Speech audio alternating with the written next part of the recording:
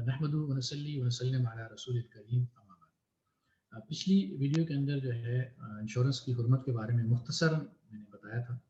तो आज की वीडियो के अंदर इंशाल्लाह तकाफुल के बारे में बताएंगे। तकाफुल जो है बुनियादी तौर पे इसको थोड़ा सा मैं तफसीली बुनियादें उसकी समझा दूँगा।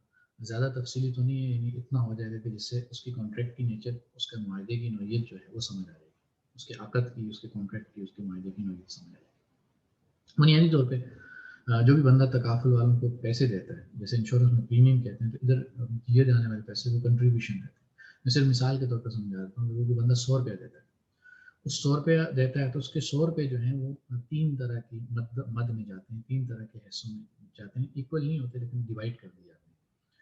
एक पैसा उसका जाता है इन्वेस्टमेंट फंड में, जिसमें ये इन्वेस्टर होता है और कंपनी के पास ये पैसा जाता है। तो कंपनी उसकी मालिक नहीं होती, बल्कि इन्वेस्टर जो पैसे देने वाला पार्टिसिपेंट से कहते हैं, जो पैसे देने वाला इन्वेस्टर है, ये उसी की मिल्कियत में होती है।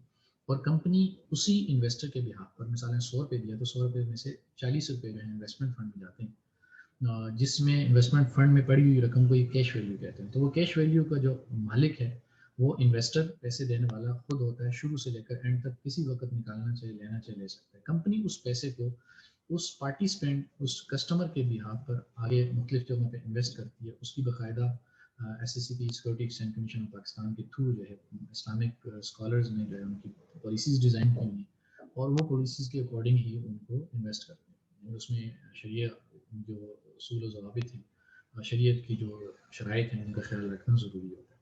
तो एक पोर्शन तो ये आता है। इस पोर्शन का मुस्तकबिल में फ़ायदा क्या होता है कि अगर वो 10 साल की या 15 साल की या 20 साल की पॉलिसी या प्लान लेता है, तो उसमें ये इन्वेस्टमेंट, उसकी अपनी इन्वेस्टमेंट में जो प्रॉफिट आता रहता है, तो ये प्रॉफिट लगते जब भी ये निकलवाना चाहे तो अपनी रकम विद प्रॉफिट, या नुकसान होता है तो नुकसान की सूरत में नुकसान बर्दाश्त करके अपनी रकम ले सकता है, किसी वक्त भी ले सकता है। अच्छा, यहाँ पे थोड़ा सा क्लियर करता चलूँ कि इंश्योरेंस के अंदर ये जो कैश वैल्यू वाला पोर्शन है, इन्वेस्टमेंट वाला पोर्शन है, इसके अंदर वो शुरू में कुछ ऐसी कंडीशन लगा देते हैं जिसकी वजह से ये रकम फिल फॉर जो है वापस नहीं मिलती।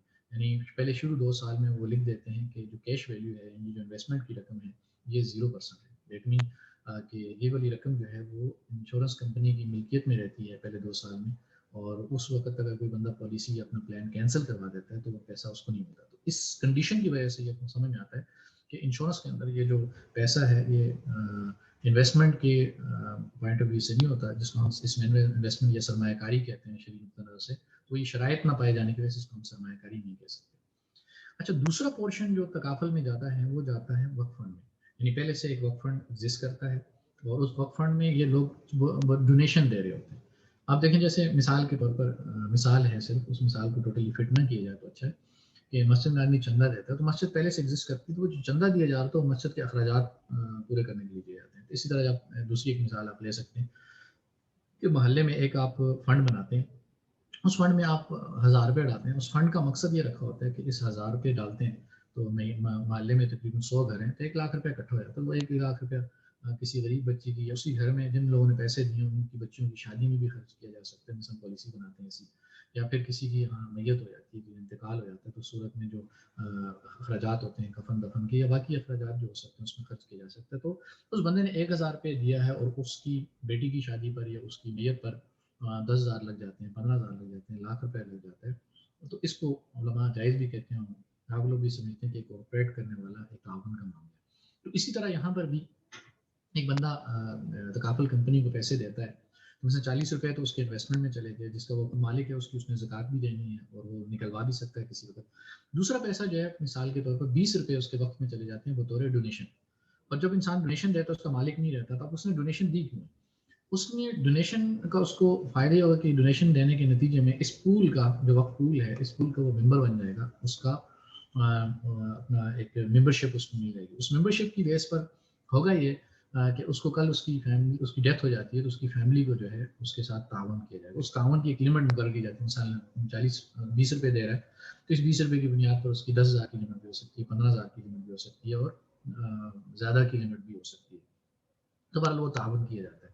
तो अब उसकी तरफ से आने वाला 20 रुपये उसकी मिल्कियत से निकल जाते हैं और डोनेशन की मद में वक्फ में चले जाते हैं और वक्फ उसका मालिक बन जाता है। वो वक्फ नहीं होती रकम, वक्फ पहले से एग्जिस्ट करता है, ये डोनेशन में चली जाती है। अब वो इसका उस डोनेशन से कोई ताल्लुक नहीं है। اب اس ڈونیشن کی بیس پر اس کا ممبر بن جاتا ہے. اس ممبرشپ کی بیس پر اگر اس کی فیملی کو اگر تعاون کی ضرورت ہے تو تعاون کیا جاتا ہے, اور اگر اس کی فیملی کو تعاون کی ضرورت نہیں ہے اور اگر اس کی فیملی کو تعاون کی ضرورت نہیں ہے تو تعاون نہیں کیا جاتا, بلکہ کسی اور فیملی کا تعاون کیا جاتا ہے.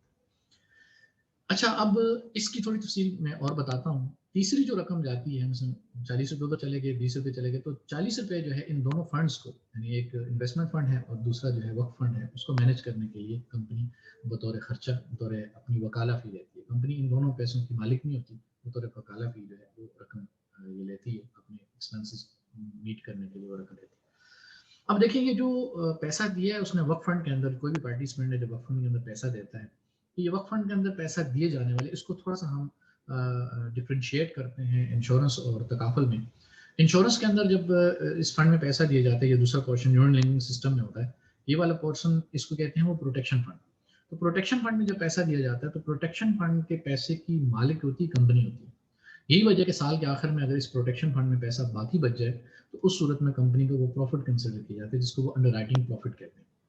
لیکن تکافل کے اندر کیونکہ وقف فنڈ کی مالک بھی کمپنی نہیں ہے, وقف فنڈ کا مالک اللہ تعالیٰ کی ذات ہے, اور پارٹیسپینٹ کی طرف سے, کسٹمرز کی طرف سے پیسے آنے والے جو کنٹریبیوشن جسے کہتے ہیں لوگ, اس کو ہم ڈونیشن میں نے اس کو تعبیر کیا, تو وہ ڈونیشن کی مالک بھی کمپنی نہیں ہوتی اور وہ کسٹمر بھی نہیں رہتا, ڈونیشن کا مالک بھی وقف فنڈ بن جاتا ہے. تو اب اگر سال کے آخر میں لوگوں کو کلیم دینے کے بعد, لوگوں کی ہیلپ کرنے کے بعد, لوگوں کو کوآپریٹ کرنے کے بعد, ان کی فیملیز کو پیسے دینے کے بعد جو پیسہ باقی بچ جاتا ہے تو وہ وقف فنڈ کی ملکیت میں ہی رہتا ہے. تو کمپنی اس میں سے 1 روپیہ بھی نہیں لے سکتی, جس کو انڈر رائٹنگ پروفٹ کے طور پر انشورنس میں لیا جاتا ہے. کمپنی کیا کرتی ہے, کمپنی ان پیسوں کو جو ہے چیریٹی میں بھی لگا سکتی ہے اور چیریٹی میں دیتی ہے, اور اسی طرح بطور گفٹ کسی کسٹمر کو, کسی کلائنٹ کو جو اگر دینا چاہے تو وہ شرعی ایڈوائزر کی اپروول سے اور شرعی بورڈ کی اپروول سے وہ ہے بطور گفٹ جو ہے دے سکتی ہے. لیکن وہ گفٹ ان کا رائٹ نہیں ہے کسٹمر کا, وہ کلیم نہیں کر سکتے لیگلی, وہ کلیم کریں کہ ہم لینا چاہتے ہیں. تو بھلے یہ ایکسٹرا اماؤنٹ جو ہے یہ بالآخر عوام کی فلاح کے لیے استعمال ہوتی ہے, یہ واپس کمپنی کی جیب میں نہیں جاتی, جبکہ انشورنس کمپنی کی جیب میں جاتی ہے. اسی طرح ایک اور چیز اس کو سمجھنے کے لیے, اس کو انشورنس اور تکافل کو ڈفرینشیٹ کرنے کے لیے اس پورشن میں اگر دیکھا جائے تو اگر کسی وقت میں کمپنی ختم ہو جاتی ہے اور سب جو ممبران ہیں جنہوں نے پیسے دیے ہیں ان کو اگر پیسہ کلیم دے دیا جاتا ہے اور کمپنی ختم ہوتی ہے اور کمپنی میں 1 کروڑ 2 کروڑ روپے پڑے ہوئے ہیں, مثال لے لیں, تو اب کمپنی ختم ہونے کے بعد انشورنس کمپنی میں یہ جو پروٹیکشن فنڈ میں پیسہ پڑا ہوا ہے, یہ انشورنس کمپنی کے جو آنر ہیں, شیئر ہولڈر ہیں, ان میں ڈسٹریبیوٹ کر دی جاتا ہے, وہ اس کو مالک بن جاتے ہیں.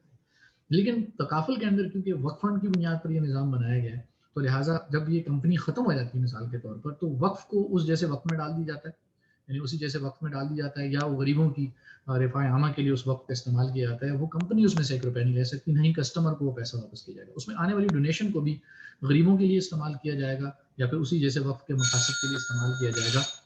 تو بہرحال یہ ایک بنیادی فرق ہے, جس کی وجہ سے جو پیسے کا فلو ہے مارکیٹ کے اندر جو ہے وہ عوام کی طرف ہے, نہ کہ کمپنی کی طرف ہے, جبکہ انشورنس کے اندر کمپنی کی طرف ہوتا ہے, عوام کی طرف اس طرح پیسے کا فلو نہیں ہوتا.